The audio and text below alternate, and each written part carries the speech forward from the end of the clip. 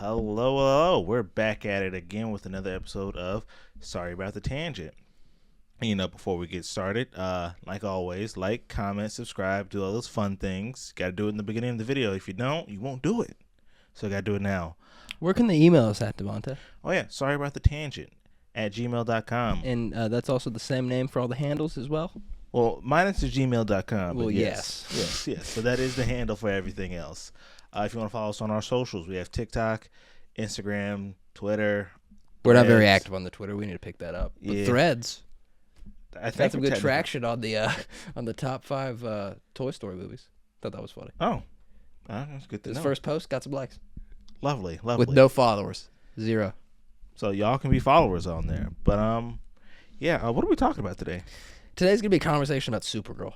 And usually I open up with some movie news, but I want to get right into Supergirl. You have the S on your chest, so I'll let you take it over. What are we talking about on Supergirl? The word disappointed comes to mind when I think of this movie. Unfortunately, yes. Yes, it does. I sat through 6 months of reading comments on the internet of incels and stupid people commenting things like, Supergirl movie's never going to work, it's a dumb character, who cares about a female superhero, all these other things. Yep. And I sat through that hoping and praying that this movie would be great. I really wanted this movie to be good. I really did. And unfortunately, it's not. And it's quite disappointing. I wouldn't say it's the worst movie ever made. I've seen worse superhero movies. X-Men Origins Wolverine is so much worse, and that's an all-male-led movie. Yeah. I've seen just much worse movies in general. In general, yes. This is like a C plus B minus kind of movie. I would put it in that range. I'm upset that it was not up to my expectations. Yeah, and I think that stems a little bit from having a background knowledge of the comics. That probably is my own fault, and I can't put that against the movie because while adaptations are adaptations, just that, they're never a one-to-one copy. There's always going to be changes that makes more sense for a narrative, especially considering this is like an origin story movie for Supergirl in a sense. And I think what's interesting about it is you're very well versed in the comic that it's based off of. I've never read it. And for both of us to come away from it disappointed is a really bad sign. Yeah.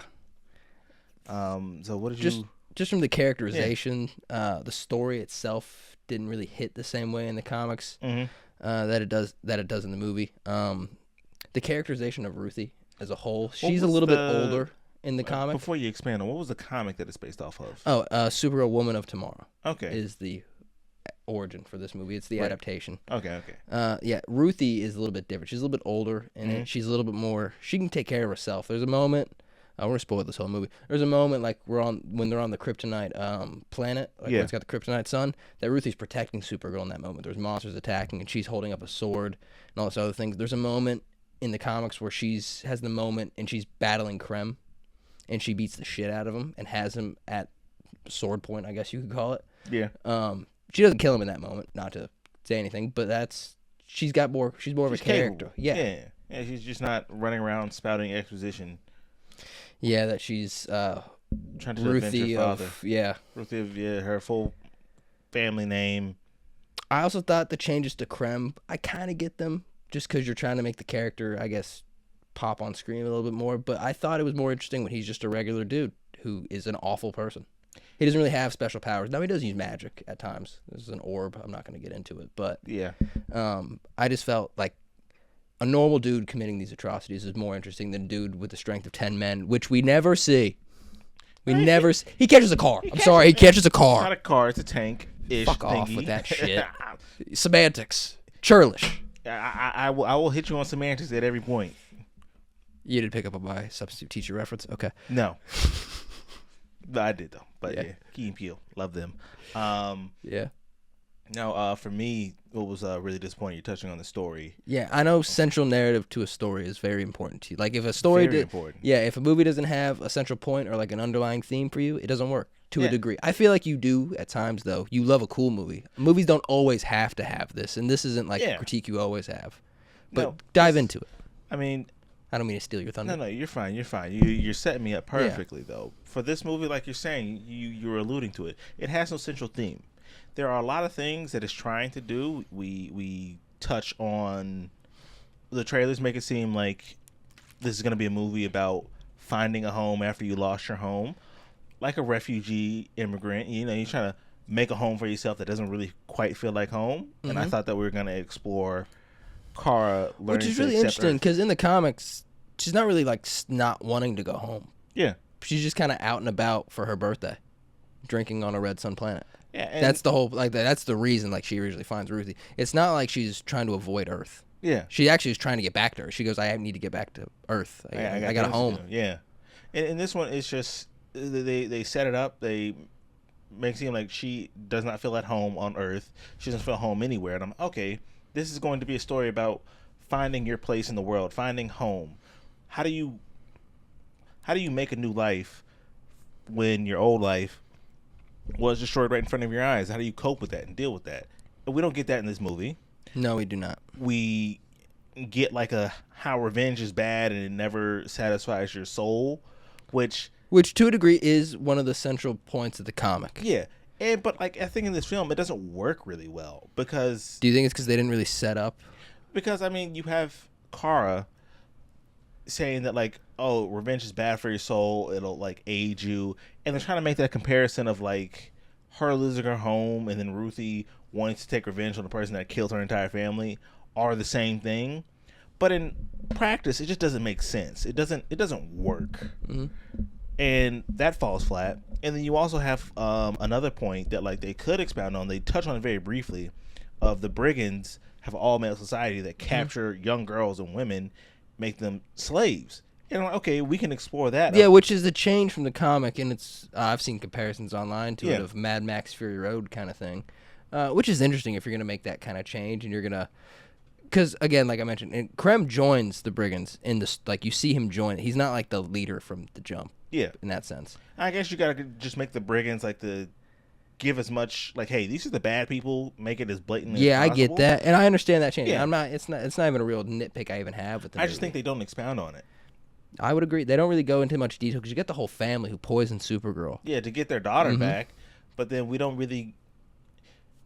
Every place that the Krem have been in the beginning of the film, when everybody's like, "Oh, the Krem are here," nobody's hiding their kids, nobody's hiding their wives or anything, but all of a sudden they just kidnap women, and it's just like, okay, It kind of comes out of that's nowhere. important. Yeah. Like that's a very big thing that isn't touched on. They don't expound on it. Yeah, because like I mentioned, the brigands are not human traffickers; they're space pirates. They're more Yeah, similar to like who were the people that showed up on the the blue bus? people, the blue tech people. Yeah, they're more similar to that, not in the sense of like the way they teleport or anything. Yeah, just just more like just space pirates. yeah, and they go and murder and they do horrible things on planets like Maypole in the comics. But Yeah. they don't. To my knowledge, unless I'm forgetting something, they don't human traffic. At least not this storyline. And no, and it's just like again, they don't have any interesting critiques on that. That's not as interesting about like womanhood, what it means to be a woman, just navigating through space, and like you're a powerful woman, a woman that they can't capture, they can't roll over their power on. You're stronger than them. That could be an interesting thing. Mm-hmm. Nothing.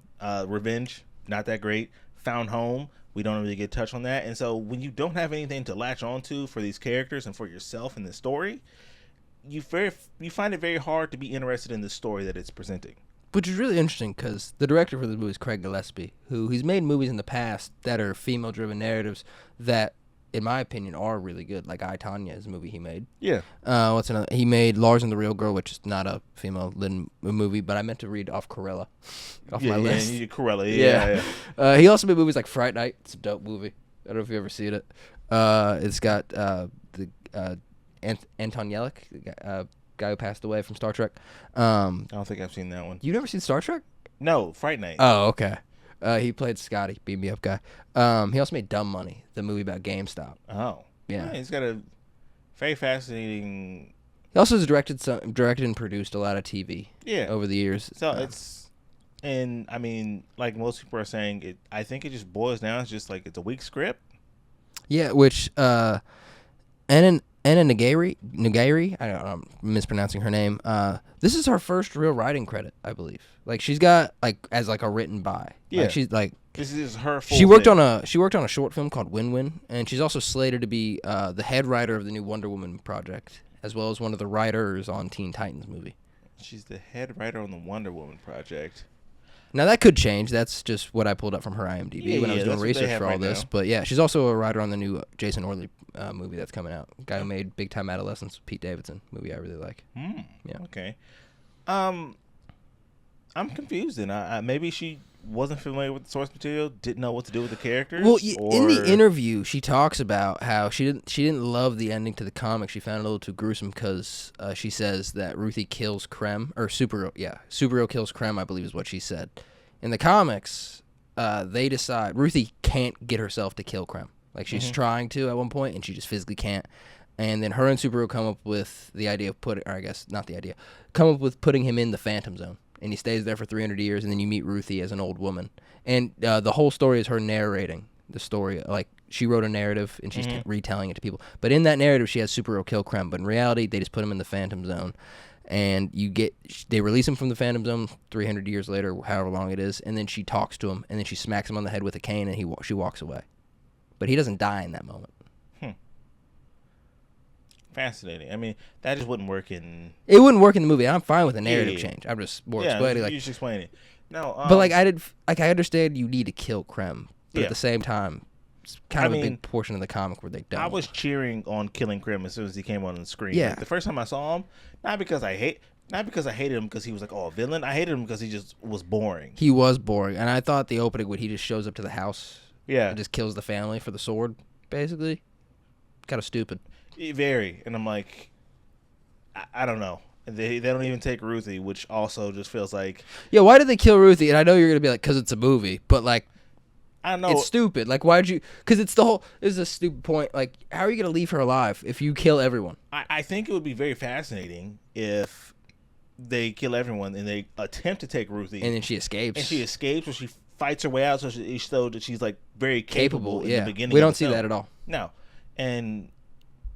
she's pretty helpless in this movie. Yeah, there are moments where they try to give her stuff to do, but they don't let her do too much to make her seem too capable. Now, the movie is from her perspective. It's her point of view throughout most of the movie, or at least that's what it feels like. At least in that ending scene when she's watching Supergirl beat the shit out of all the brigands. That's a weird choice for a movie titled Supergirl. Yeah, I'm aware.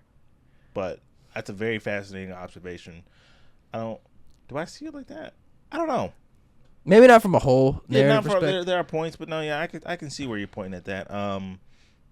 Because she's the driving force of the story, but you need, because this is more of an origin story, instead of Supergirl leading her, they're kind of both on their own emotional journeys. Yeah, and they link up, and like the story about keeping their soul clean again, like, I don't know, it just doesn't work for me. Like, the more I think about it, the more where, like, she's trying to compare, I lost my entire home planet, you just lost your family, and you want to kill a guy.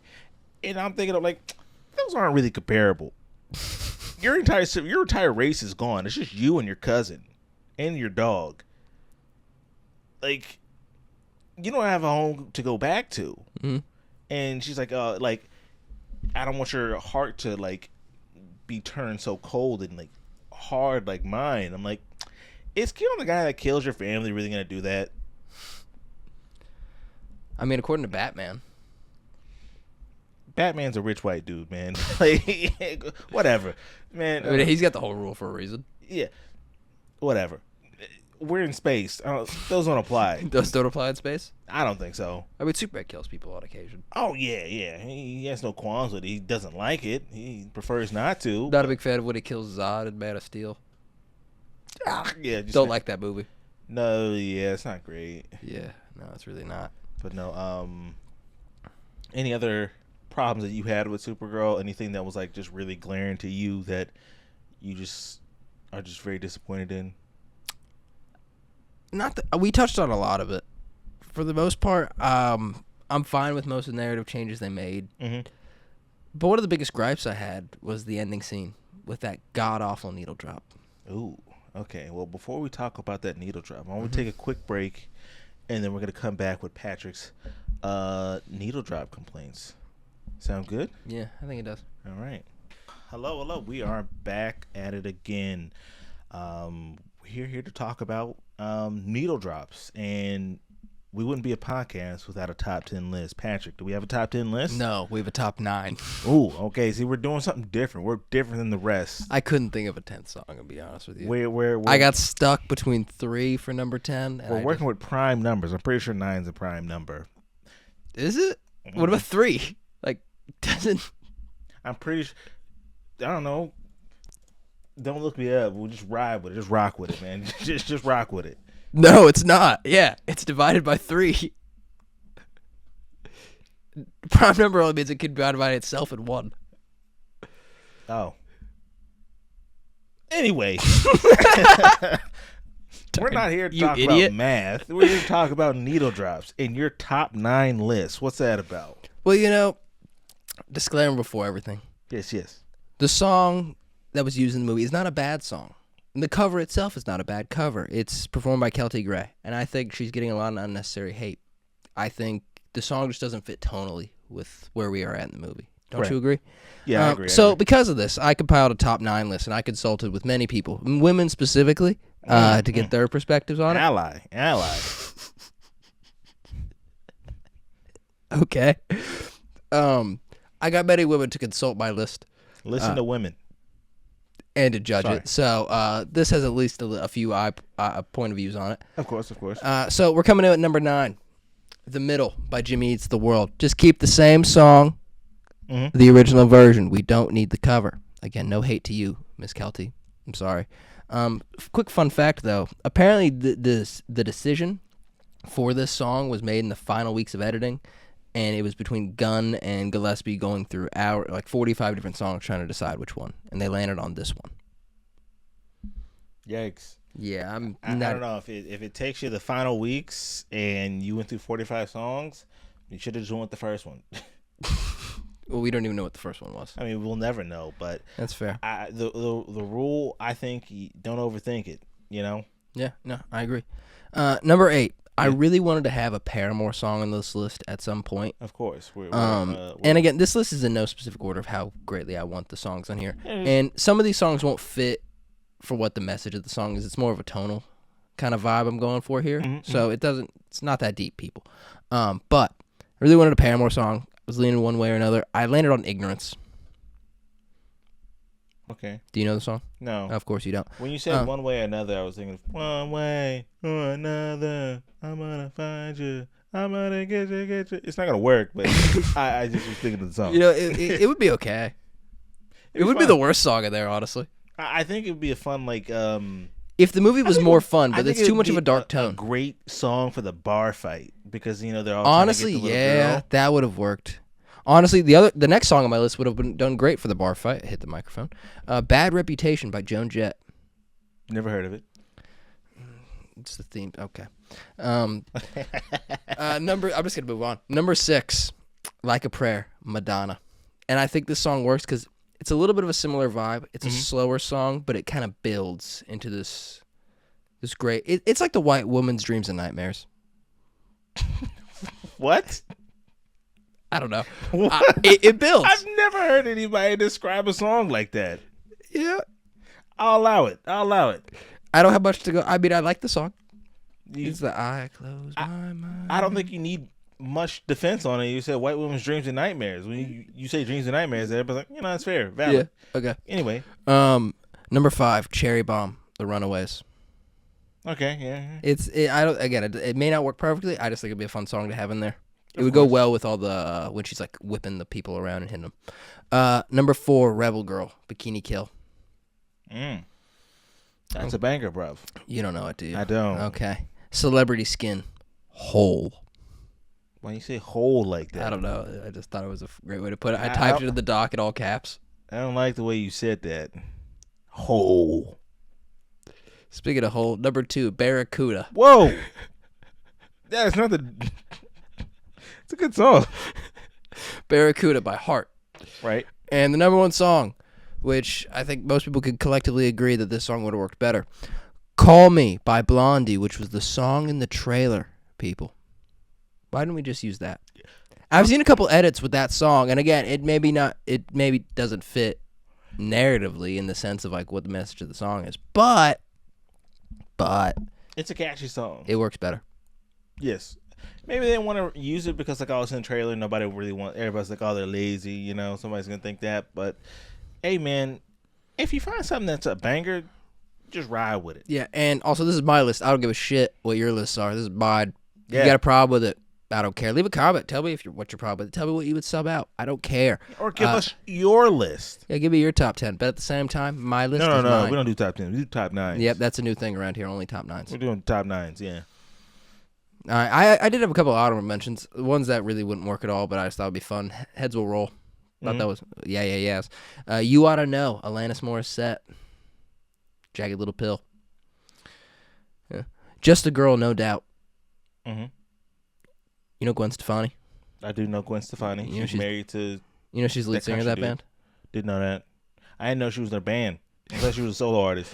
You know, you and Danny Heifetz from the Ringer Fantasy Football Podcast also didn't know. I think that's really funny. You're not alone. You've been seen by Devontae here. You're an icon. Whoops. You're an icon, Gwen Stefani. I think. I mean, I saw you on The Voice. Yeah, that's my top. That's your top 9. That's my top 9. Like a Prayer, Madonna. That was a really fantastic list. Did I know some or none of those songs? I don't know. Probably not, but somebody out there did. I think it was a fantastic list. Thank you, Devontae. I really appreciate that. You'll know the Like a Prayer song if you don't know it off the top from the Wolverine the Deadpool and Wolverine movie. It's in that. Oh, when you call my name, yep. That one? Yeah. See, wouldn't that be great? Yeah. It would work. I think it would work. I've seen edits to it. So I think it would work. I've seen Supergirl edits to it. Shout out to the editors on TikTok. You guys are better than everyone who makes trailers. Honestly, that's what James Gunn and Saffron, right? Those are two that are the DCU producers, right? Yep. Just go to TikTok, man, and just see what people are editing with, and just get vibes from them. You know, it's a great point, honestly. Yeah, but I don't know. I'm so crazy that they couldn't nail this one, but they nailed so many great needle drops in Superman, though. They really did Punk Rocker. Yeah, it's a great one. And then the one with Mr. Terrific. 5 years time. 5 years. That was perfect. The perfect blend of diegetic and non-diegetic music. What is diegetic? So, not diegetic and non-diegetic are film terms when you're referring to music. So, non-diegetic is music that we as the audience hear, but it's not incorporated within the scene. Oh, like with 5 years time, how it's playing through the speaker on the beach, and then it kind of like it's subtly in the background, and then it cuts to like where it's encompassing the entire scene. Like yeah, so that's diegetic because we hear it and they hear it. Okay. And non-diegetic. See, he's teaching me things. Yes, people. Yes. I love the structure of film. I am a. I think the perfect way to sum us up. You ever seen that video of the Washington brothers in the Criterion Closet? Yeah. Where he's like, oh yeah, I love this film, and then his he's like, I love the conversation with the directors in dialogue and all this, movies in dialogue and all this stuff. Yeah. The other brother pulls up, Jackie Chan box set. You know what I'm saying? Yeah, that's me. I think that's us. That is us. I love the arts. I also feel a little bit we're like Troy and Abed, but reversed. Yeah. Yeah. That was our list. That's our thoughts, and I hope if you learned something about diegetic and non-diegetic, comment to let us know. Leave a like. You have to leave a like. If you didn't know that, you have to leave a like. I think that's fair. I think it's fair. Yeah, if I don't make the rules around here. I just kind of do what he tells me. We do make the rules. No, I don't make the rules. You make the rules. I make the rules. If you learn something, leave a like. That's fairs. I'll leave a like. I learned something today. Yeah. So, I think we're gonna take a short break and then we're gonna get into some movie news. Yeah. Yeah, movie news. All right. Yeah, Devontae's got something for once. All right, and we're back at it again. Also, fun fact: Patrick was playing me some of the songs that I didn't know by name. But I did know. What was that one song? The first one you played. I can't remember the title. Bad Reputation? Bad Reputation. Yeah, I remembered it from the Jimmy Neutron movie. You know what? Fuck you for that. It's the theme song of Freaks and Geeks, you uncultured swine. Have you not watched Freaks and Geeks? Have you not watched Jimmy Neutron? I have seen the Jimmy Neutron movie. I've seen every episode of Jimmy Neutron. Is it in there? It might be. I don't remember. But you know what I do remember? There. Every episode of the Jimmy Timmy Power Hour. Shout out to Fairly Odd Parents. That movie, that's peak right there. Everyone's talking about, Endgame is the most ambitious crossover, or the CW with their Arrowverse. Like, no, it was the Jimmy Timmy Power Hour. That was cinema, man. That was big. Peak cinema. We need another one. Bring him back. I'll let him rock. We don't need another. I need another one. He does. I do. But anyway, I want those candies from Jimmy Neutron from that one episode. You know what I'm talking about? You know he makes those like perfect candies. Oh yeah. All right, yeah. Anyway, all right, movie news. Sorry, just entertainment news. Because we got some TV show stuff in here we too. have TV shows, all this kind of things. What do I want to start with first? Do you have anything you want me to take? Yeah, I got some cartoon movies, some animated movies that are coming out, and some TV shows. Timothy Chalamet, Selena Gomez, Timothy Chalamet's first movie since Marty Supreme, are slated to be the stars of a new animated movie from Illumination. It is titled Not Alone. Okay. What do we else we got? They're developing a live-action Powerpuff Girls movie. Ooh. Warner Brothers. Hopefully it's a banker. It's got to be better than the CW show. It's a very, very low. That bar is in hell. I mean, I love Dove Cameron, but that was. I've seen a clip from that show. It's the worst thing I've ever watched. I've read the the script for it. Not great. Yeah. Well. Oh well. Powerpuff Girls. Love them. There's a couple of new DC animated shows in the work. Okay. There's a Absolute Batman show. Oh, everybody loves that. Yeah.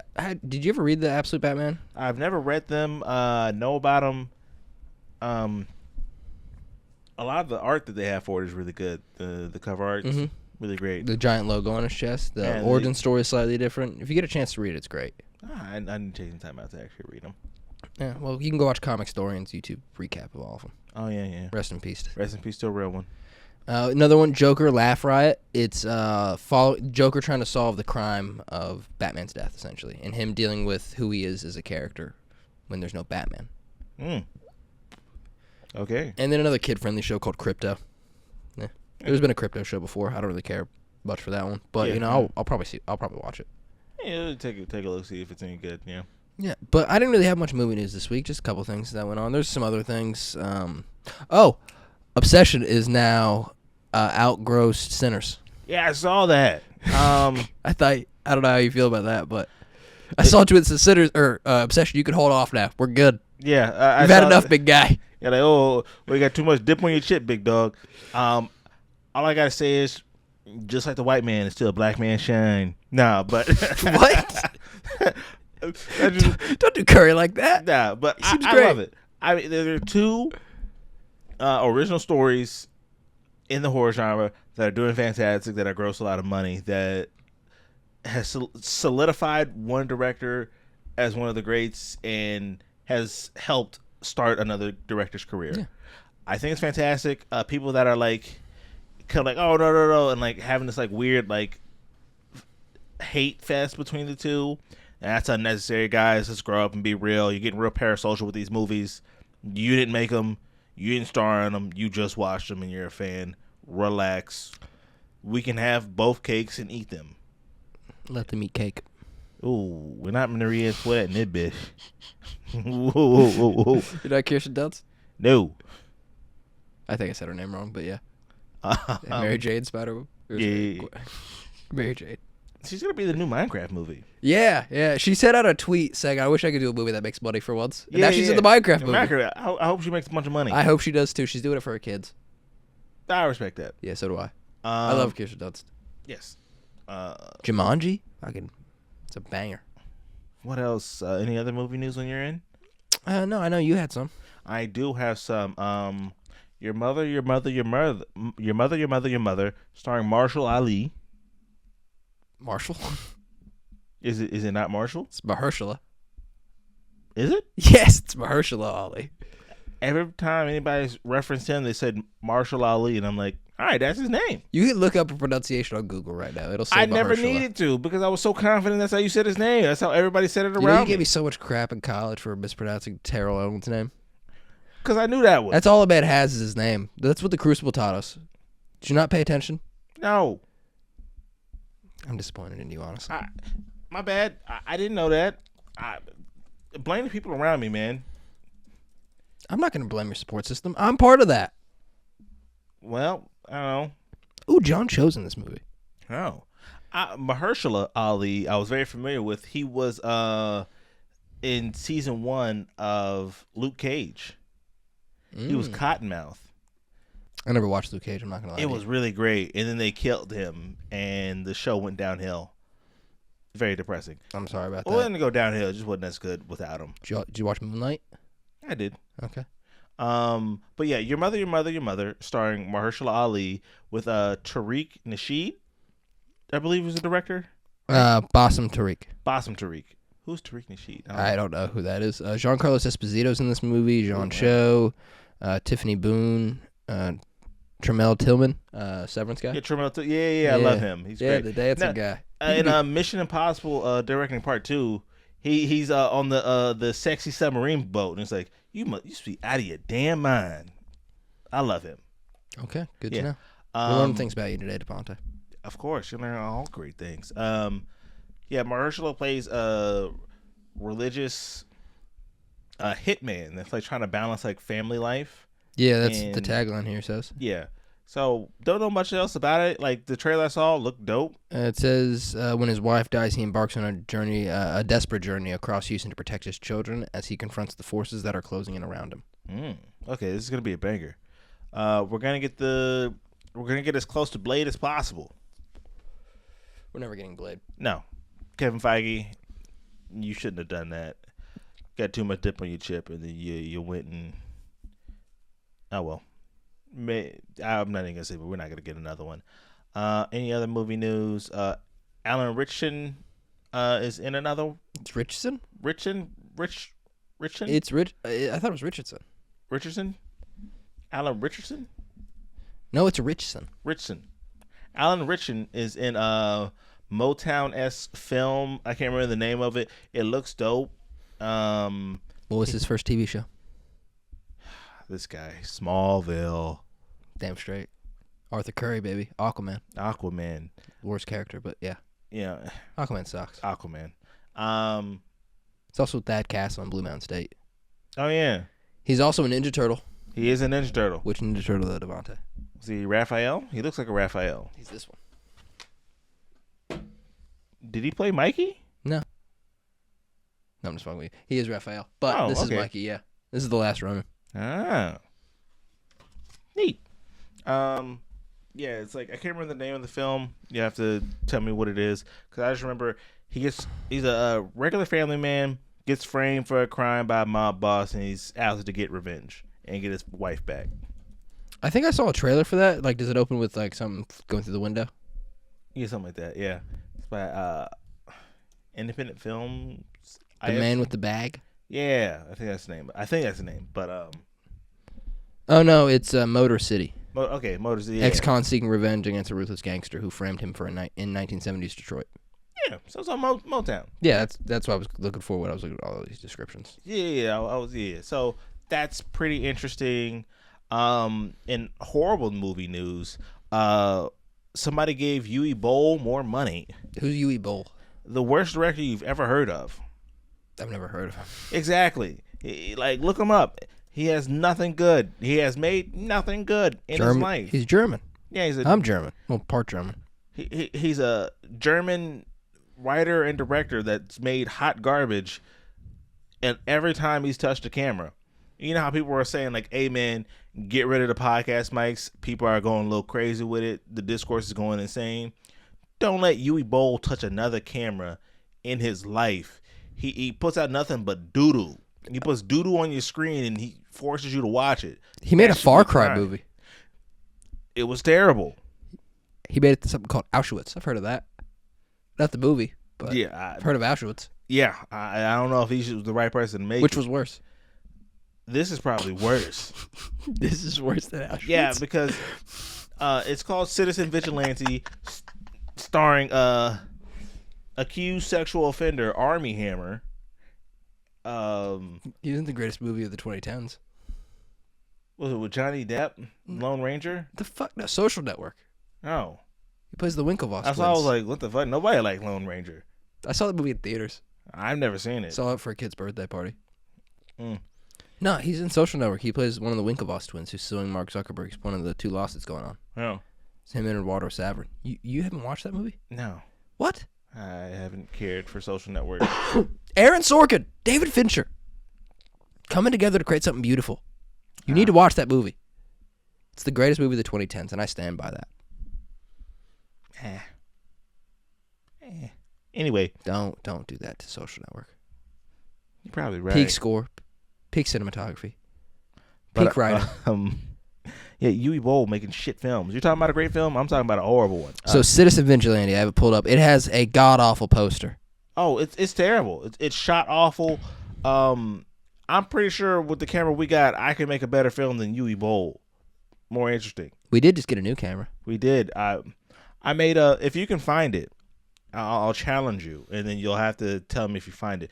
I made a short film. I'm not gonna tell you the name of it because I tell you the name, you're gonna find it really easily. But I made a short film. Go watch it.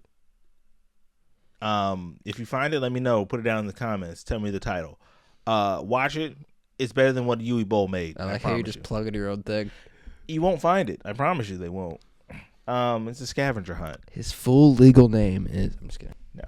But, yeah, it stars Armie Hammer. He's an American that goes to Europe and starts killing black and brown folks in the guise of trying to save their civilization and society. What? Yes. It is the most insanely racist, xenophobic film I've ever seen. Is it racist because they made all the brown people criminals, or is he just killing innocent brown people? Innocent brown. Okay. This is awful. And he's lumping them all together, and it's like, oh, this one brown person. I thought maybe the movie itself was racist and just putting a bunch of black and brown characters as the bad guys he was killing. No, yeah, they are the bad guys. Well, more what I mean is but you said he's also killing innocent people that are also black and brown. Yes. That's the point I was getting at. I thought the movie was racist itself because it only casted black and brown people as like the pure bad guys. No, but he's also just killing black and brown people just for just for the love of the game. Yeah, it's a horrible. He's more evil than Krem. Yes, it's generally horrible, and he has like a whole monologue where he's like, "I'm cleaning up your streets because your government won't do it. So get out there and clean up your streets yourself."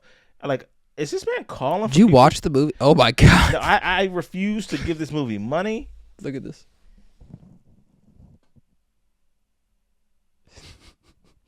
Get that off my screen, man. I refuse to give this money. The only reason I'm bringing attention to it is because it's banned everywhere, and it is unfortunately movie news. Is it banned in America? It's not banned in America. You can get it on a platform. I'm not gonna tell you where to get it. I'm not gonna tell you. Don't watch this. Don't spend your time watching this. If you who produced this? I don't know. I don't give a shit. Elon Musk? No. Oh, it was like some Zionist group, man. Like these Zionist producers. I can't remember the name, but like it's the deep dive. If you resonate with this film at all, if you think whatever Armie Hammer character is doing, Yui Boll's a producer.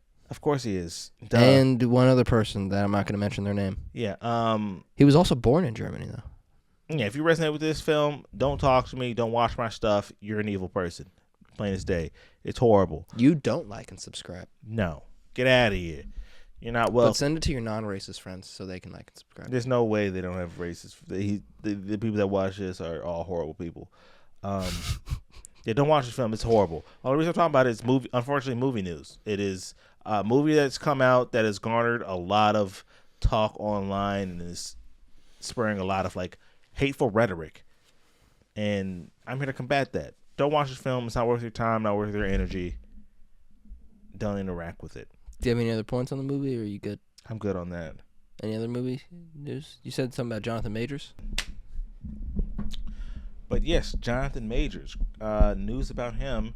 He was, after he hit that white woman, he was sentenced to the 7th layer of hell, also known as the Daily Wire. Would he have been sentenced to the 7th layer hell if it wasn't a white woman? I think so. I'd like to hope so. All right, continue. Yeah. Anyway, yeah, he's working with the Daily Wire. He's back acting again. He's starring as the lead in a Ben Shapiro movie. Ben Shapiro? Yeah, Ben Shapiro. Yeah, the little right-wing pundit that like is a failed screenwriter. I didn't know he was a screenwriter. He failed one. That's why you didn't know. No, that makes sense. Is it a movie called what? Run, Hide, Fight, Jihad? Right? I'll look it up. Some ridiculous ass title, man. It's the most just. It is the most like grandpa that watches nothing but Fox News as like title and premise. The premise. It's Run, Hide, Fight Infidels. Run, Hide, Fight Infidels. With Jonathan Majors when Ooh, that's annoying. Whoopsies. Sorry about that. No. I know the plot. When radical Islamic terrorists hijack a liberal college pro-Palestine encampment, a Delta Force vet must arm up to save their clueless. Cuts off because I'm not opening up the IMDb article for it. Yeah, no, that's fine. Yeah, no, it teams up with the FBI agent to take over the Sharia law, to take back the Sharia law liberal college campus. It sounds as ridiculous as it is that it sounds ridiculous and awful. It's not a parody. It's a serious action film, and Jonathan Majors. Oh, How the Mighty Have Fallen. I love June Magazine Dreams. It's a great movie. Great movie. Love working. You should have small deltoids. Do you even know how to work out your deltoids? Something like that. I don't know. You do some 3-way dumbbell lift. Dumbbell lifts. That's what you're going to call a lateral raise? Yeah, those. And is that not a lift? It's called a lateral raise. What's another word for raise? I know lift, but that's no Fuck one. You. No one calls it that. I don't give no a one's shit. Like, I'm doing a shoulder lift. But you knew what I was talking about. Actually, I wasn't entirely confident. Shut up. Anyway, yeah, that's a horrible film. Don't know much else about it. They have like a teaser trailer. You can go see it if you want. It's as ridiculous as it's as ridiculous. Didn't he fall out of a window while filming this? Because I saw a clip of that. Yeah, I didn't know it was for this. Yeah, on the set. Like, I don't even know how it happened. He fell out of a window. That's what he gets. He can't be that desperate for money. Huh. Working with Ben Shapiro on the Daily Wire. Oh, that's unfortunate. How the Mighty Have Fallen. You know, I'm glad Creed kicked his ass. I am too. Good job, Michael B. Jordan. Shout out to MBJ. Yeah. Love Michael B. You ever watch Friday Night Lights? No.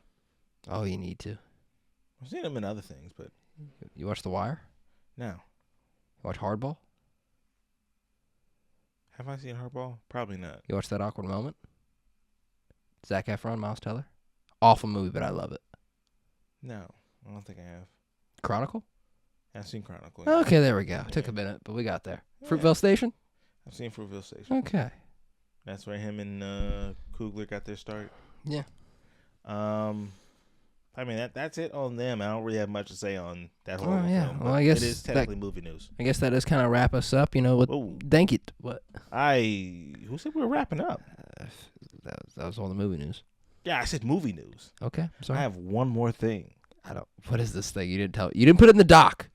Don't worry. Put it in the doc. I'm not putting it in the doc. I'm not putting anything in the doc. Why don't you ever fill out the doc? I make an outline for the show. I write out our plot point, or not our plot points, not our talking points, but like where we're gonna go with the conversation, and you don't even follow it. Follow this though. Good morning, Night City. What the fuck is happening? The murder rate is at a dirty 30 right now. We're going back to Night City, baby. You know what that means? Cyberpunk Edgerunners Season 2. By the time this episode comes out, the trailer dropped for it. That shit was a banger. It has Rico Nasty, dude. Rico Nasty's, like, they have a song, like Rico Nasty songs in the trailer. It's fantastic. If you don't know what Cyberpunk Edgerunners is, it is a anime made by Studio Trigger in conjunction with CD Projekt Red, the creators of Cyberpunk 2077. Real quick, you said Rico Nasty? Yes. Yeah. Is that a guy or a girl? Girl, right? It's a girl. Yeah.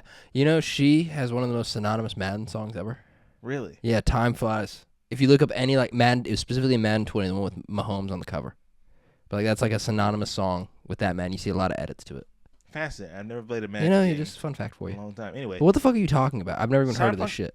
2077. What the fuck is... the only thing I know about Cyberpunk 2077 is it took forever to come out.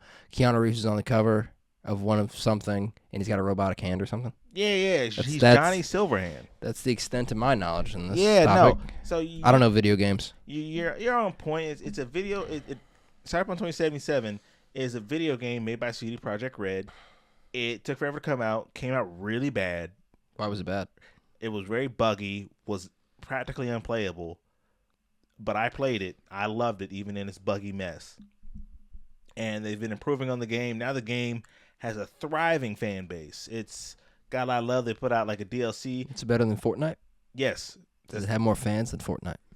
Fortnite, it's Fortnite. No, it's not better than Fortnite. It's better than Fortnite. Idris Elba is in it. He's in the DLC. Power Rangers is in Fortnite. I don't give a shit about that. I do. I'm talking about Avatar's in Fortnite. I'm talking about Cyberpunk 2077, more specifically Edgerunners Season 2. Because Season 1, what do you mean? Is this like? I was doing a bit before, but is this like Fortnite where they have like seasons, like different things? Shut the fuck up with Fortnite. I'm actually asking. Jenny, you're pissing me off. Don't talk about Fortnite no more. This is a peak anime on Netflix, man. This is a peak TV show. I understand that. And you're talking about Fortnite. I was just asking. Don't do that again. If it's a new game or is it like an add-on thing where you have to like? It's like a season pass? I'm talking about a TV show, an anime that is premiering on Netflix in the fall. Oh, I really thought you were talking about a game. I was telling you what the game was based on. You're not listening. You're talking about fucking Fortnite. Why are we talking about Fortnite? I don't know. Just to get you riled up.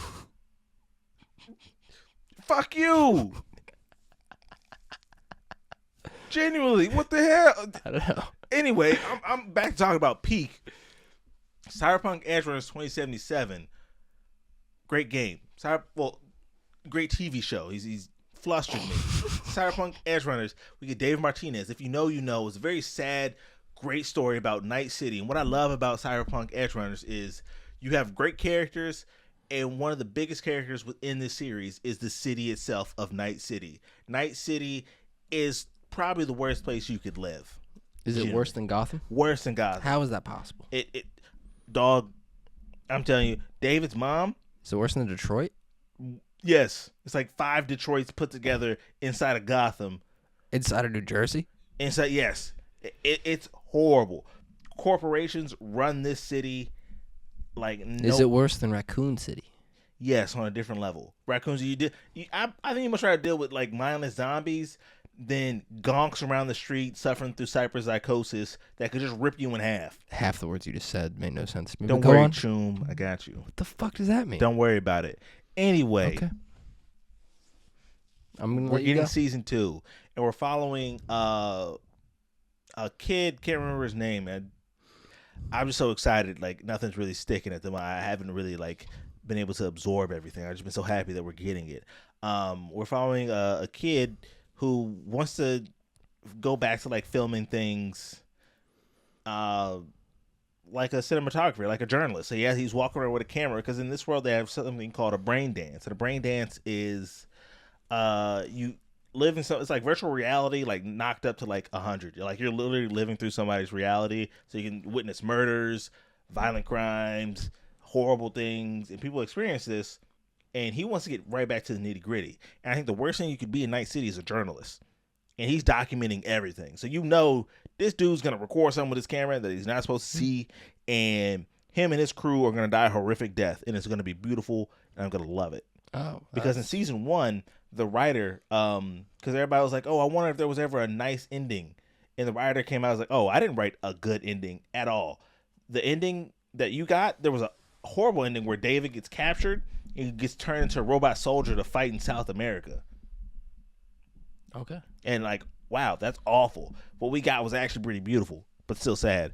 I know nothing of what he's talking about. You really need to watch it. I won't. It's beautiful. It's so good. I don't really watch a lot of TV shows. I watch some. I don't really have time. We watch a lot of movies, man. I watch a lot of movies. I also find it hard for me to commit to a TV show. Because when I commit, I'm committed. I watched 9 seasons of The Flash, and that shit was bad after season 4. I was locked in. I watched all of Arrow. I watched every CW show. But if I start a show, I'm finishing it. No, So it's hard for me to commit to a show. I commit to shows. I finish them, especially if they're good. I watched all 15 seasons of Supernatural. That's you, man. Well, come watch Cyberpunk, man. It's great.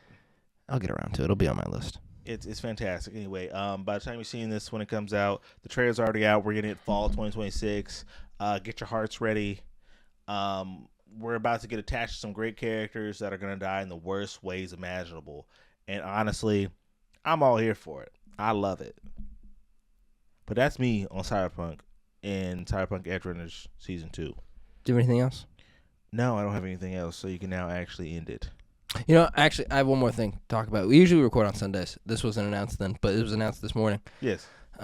We're both from Nashville. We are both from Nashville. One of us is a real Titans fan. I'm not a Titans fan, but I did want to talk about the Titans. Chris Johnson got diagnosed with ALS today. Yeah, that was probably it ruined. gut-wrenching. It was I watched it this morning at like 7 a.m. on Good Morning America. Mm-hmm. Michael Strahan did the interview. Yeah, it's absolutely gut wrenching to see him not be able to speak, sitting in a chair. Diagnosed a year ago, and then 9 months ago he was at 9 months ago he was at the Senior Bowl, which takes place in Mobile, Alabama, where he was talking and coaching up a bunch of like high school or college seniors trying to make it to the league. Now he can't talk, or he can, but he uses the machine. Can't move. And this man ran for 2,000 yards. He ran for 2,500 total scrimmage yards. No one has ever done it since. Put some respect on my guy's name. I'm not trying to shit on your team at all, good, yeah. but I'm going to shit on the Titans for a second. If he had been drafted, he was drafted in what, 07 or 08? He ran for 2,000 yards in, I believe, 2009. That was the year he was with him, and Kerry Collins was the quarterback. I don't know if that was the year he ran for 2,000 yards. Kerry Collins was the quarterback when they almost went to the Super Bowl. Kerry Collins, it was rotating of old, horrible quarterback. Yeah, 2009. I was right. 2,006 yards. He ran for he had 25 total scrimmage yards. Yeah, just amazing. Man was like a superhero. And if he had been drafted to any other team, not any other team, it's 2009. If he had been drafted to a handful of other teams, he would have probably been one of the most famous athletes on the planet. Yeah, with how electric he was. To quote Gus Johnson, he had getting away with the cop speed. That was the most insane line that is in Madden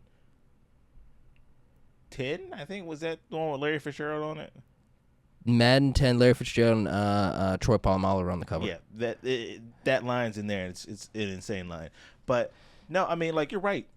Tennessee's small market. Nobody pays us any respect. But every time TJ2K got on that field, he gave Titans fans something to watch. It gave you something to cheer and something to believe in. I mean, especially in that 2009 season when they were just handing him the rock constantly. They were down like 42-10 versus the Jaguars, and they're still just handing it to him, hoping he gets the record. Hoping he just breaks it off. And he was just something the city and the fans of Nashville just attached to. I went to his football camps as a kid.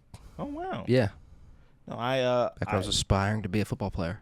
That failed miserably. He had just horrible knees. Okay, that was unnecessary. But no, like, Chris Johnson, I can't wait. I'm really hoping whenever they announce the new stadium that they put him in the ring. I hope he gets a statue. Honestly, yeah. Do a statue of him doing the chopper. Oh, you know what I'm talking about in the end zone? Yeah. Another moment with Chris Johnson that I loved. I love football as a whole. I watch every NFL game I can. Yeah. Specifically, I remember in the 2015 Arizona Cardinal season, he was a running back. It was him and David Johnson. And he was a older running back at that point. He had been on the Jets. Didn't have his feet anymore. But there was a moment. I remember Amazon did a documentary season with. It was All In, a season with the Arizona Cardinals, and it followed that team throughout the entire season. They lost in the NFC Championship game. They signed Chris Johnson late in the season, I believe it was. He had just been shot in the shoulder, all that stuff. He still had a bullet in it. That man ran for 814 yards and 3 touchdowns in 11 games.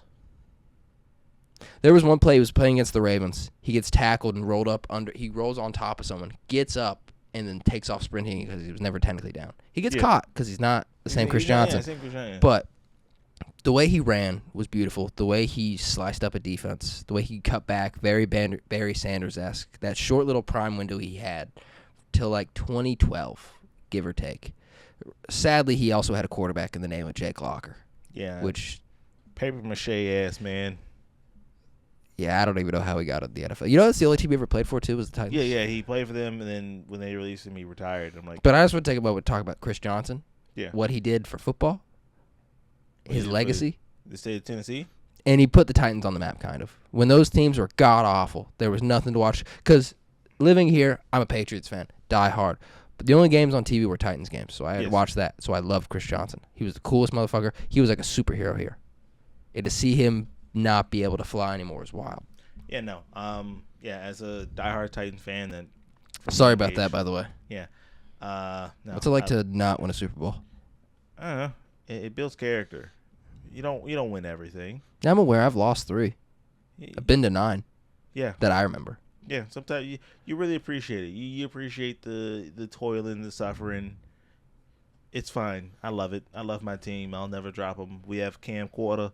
We're gonna be alright. We got Drake May. Yeah. Anyway. What do you mean? No. Back up. Anyway. Drake May is better than Cam Ward. Fuck off with that shit. Anyway. Best deep ball percentage of the NFL. Took his team to the Super Bowl. CJTK. I love you, Drake May. And I love you, Chris Johnson, but I love you, Drake May. Thank you for your contributions to this city. We'll always remember you. Stay safe. Live your life as much as you Live can. long and prosper. That too. You've been listening to Sorry About the Tangent.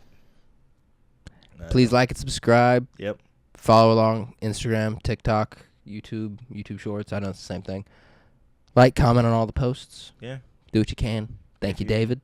Thank you, David. If you have any questions, comments, concerns, email us. If you have any. Oh, didn't you have an email from someone? Oh, yeah. It was. Sorry to fake end again. No, fake end, yeah. But last thing, did get a pseudo email from a friend named Nick. Nick, if you see this, you better see this, Nick. His question was, is there a movie that you can't rewatch? You can only watch one time. From like a sadness standpoint, or like because it's so bad? It was just so good. Oh, it has to be good. That's a good question. I don't know. Well, we'll say good, or if you have a movie I'll think of a bad bad one while you say your good one. I have both off the top of my head. I don't have the second one. I've got the first one. Now, technically, I'm breaking the rule. I have seen this movie like 3 times, but it's because I was showing it to other people because I wanted them to be emotionally broken as I was. Yes. Manchester by the Sea. Yeah, it's a depressing one. Have you seen it? No. 2016 film. Stars Casey Affleck, Lucas Hedges, Michelle Williams. We love her. But it's I without trying to spoil too much. Basically, Casey Affleck, Kyle Chandler is his brother. Kyle Chandler dies, and he has to take over for being the parent to Lucas Hedges, Kyle Chandler's son. And it's just their relationship. And you're also learning about Casey Affleck and his ex-wife Michelle Williams and the way he lost his kids. And there's this horrible scene that takes place. It's been meme-ified to a hellish extent of Casey Affleck grabbing the gun out of a police officer's thing and shooting himself in the head. Yeah. Like and then the gun clicks because it's not, it's the safety's on. Yeah. Yeah, it's been meme-ified the fuck out of. But that's one of the saddest movie scenes I have ever seen. Yeah. It takes place in the police state. It was awful. Now I got to think of a bad movie. Fuck. My good movie that I can only see once is I Saw the TV Glow. Magical nigga. Very beautiful film with Justice Smith. Made by a trans director. Has a lot of heavy trans influences in the film. And overall, just a very beautiful story. The way it ends is so gut-wrenching and kind of sad, but like also beautiful. I don't know if I could ever see it again. I don't know if I'd feel the same way, just because that experience in the theater, just watching it, was such a beautiful film. I love that. And yeah, I Saw the TV Glow would be a film that I can only watch once. For a bad one that I can only watch once. Yeah, what is that? After Earth by M. Night Shyamalan with the is that the Will Smith? Will Smith and his son. It was horrible. I never saw it. I saw it in theaters because we were convinced to see it because my friend was trying to get at this girl. And did he get her? Was it worth it? She didn't even go see the film. Me and Greg made it enjoyable because we were just joking about it the entire time. The movie was shit. Okay. I would never watch that again. Jack and Jill. Is that the Adam Sandler film? Yep. Yikes. It's got I've never even seen that. It's got what's his name in it. I watched it at my house. I did not see it in theaters. Oh, honorable mention, Black Adam. I'd never see that again. I saw that movie in theaters. That shit was ass. Al Pacino's in that movie. Katie Holmes is in this fucking movie. Holy shit. They must just got paid. I wonder if Adam Sandler had 2 salaries. He played 2 characters. 3% on Rotten Tomatoes and a 23% Metacritic score. Holy shit. Yeah, that's bad. Film. Yeah. But yeah, those are the movies that we would only watch once, good or bad. If you want to hear your question heard, read, and answered, send us an email at sorryaboutthetangent.com. Leave a comment on one of the posts. Yeah, we'll do that. Too. I'll pull out some of those. Yeah, leave a comment on any of our socials. You have a good question. If we see it, you'll see it up here. But yeah, you've been watching Sorry About the Tangent. Thank you, David. Thank you, David. Y'all have a good one. Hasta luego.